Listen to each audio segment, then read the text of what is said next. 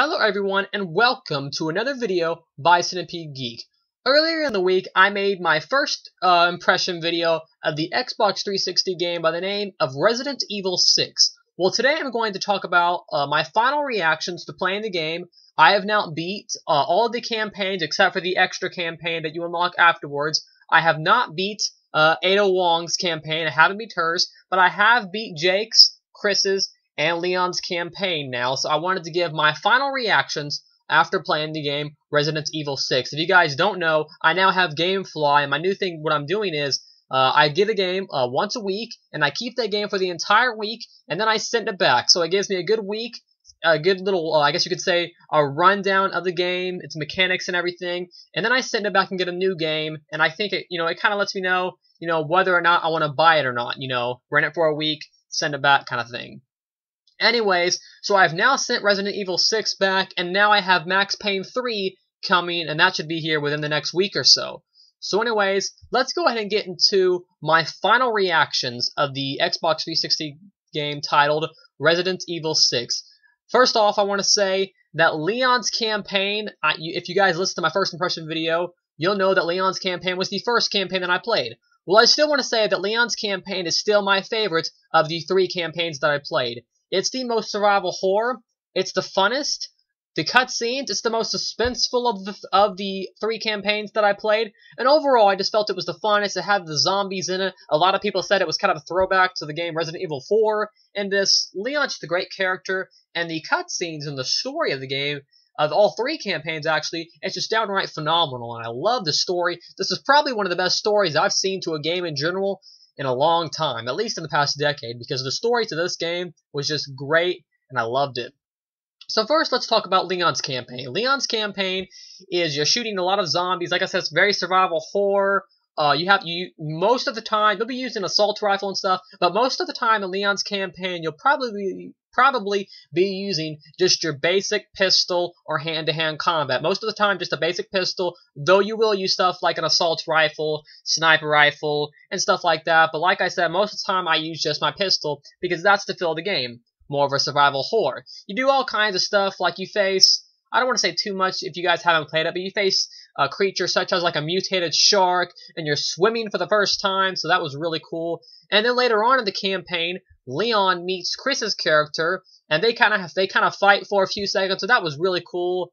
That was just, I loved that. And you really can see that the voice actors who play these characters really give these characters emotion and feeling and depth, and I love that, so kudos to the voice actors who played every character in the game Resident Evil 6. Now, Chris's campaign is quite different than Leon's campaign. Actually, all 3 campaigns, they feel like 3 totally different games. So that's the cool thing about Resident Evil 6. It's like you have, actually 4 different games all in one. Leon's campaign, I would say, is kind of a survival horror, very, very suspenseful kind of game. You're playing through, like, subways and stuff like that. Zombies come out of the dark and stuff. You're still facing creatures and stuff, but the main thing you're going to be facing is zombies in Leon's campaign. Now, Chris's campaign, most of the time, you won't be fighting zombies. You'll be fighting, like, gang members with knives. Some of these zombies will have guns, and you'll be fighting a lot of huge creatures in Chris's campaign.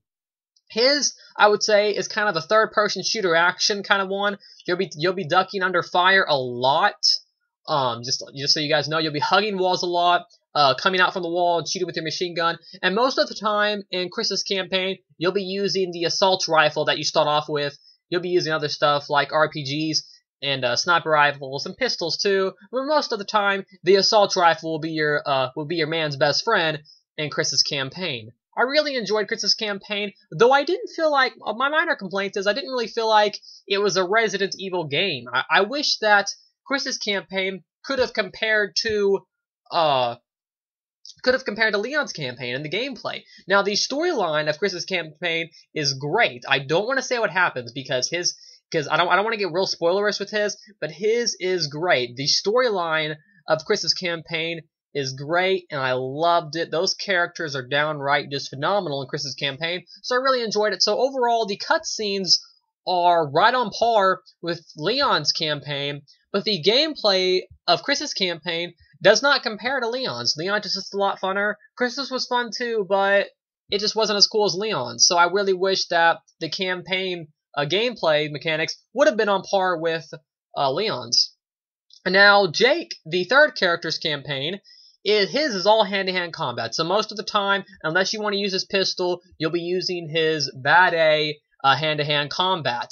And unless you're what's her name? Sherry. If you're Sherry, you'll most of the time, unless you use her triple shot pistol, you'll be using your pretty cool stun rod. The stun rod in Resident Evil 5 wasn't very good, but the stun rod in the game Resident Evil 6 for the Xbox 360, that stun rod actually can do some damage. You can charge the stun rod up by holding both buttons, the left trigger and the right trigger, and it'll charge the stun rod up and you can hit them and shock them to death, so it's a really good weapon. So anyways, sorry if I'm talking too fast. I'm getting a little excited. Anyways, so like I said, his is very hand-to-hand combat. There's a few levels where you have to sneak, and the downfall of Resident Evil 6 is that it's not that the sneaking mechanics they're a little so-so. It's not that they're terrible, but let's just say that the game Resident Evil 6 was not made to sneak.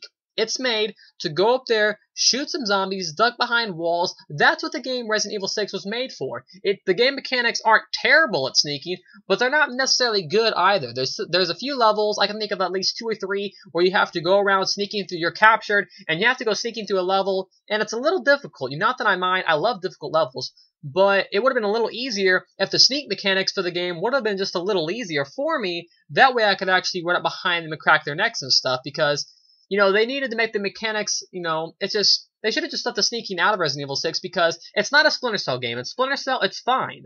It's fine for the sneak mechanics to be there because that's a sneaking game. But Resident Evil 6 is not. So, they need to just put the zombies there and let you shoot them because the sneaking mechanics just weren't very good in the game Resident Evil 6. But overall, Jake's campaign, there's a lot of hand-to-hand combat, and his cutscenes for the game are also quite good. So I think overall the storyline for all 3 campaigns are all on par with each other, though my favorite campaign for the gameplay, like I said, is still Leon's. Now, I did play the first chapter of Ada Wong's campaign. I didn't beat it, but I did play the first chapter before I sent it back today. And I have to say that hers is very sneaky also. Her sneaking in her campaign, though, I found was a little easier, actually, at least of what I played of Ada Wong's campaign. The first level of her sneaking, we were sneaking through like this crashed ship vessel underwater, and that was actually a little easier than Jake and Sherry's campaign. It was actually a little easier to sneak through some of the stuff, so I didn't mind it in hers. There was a few times where they found me, and then it got extremely difficult.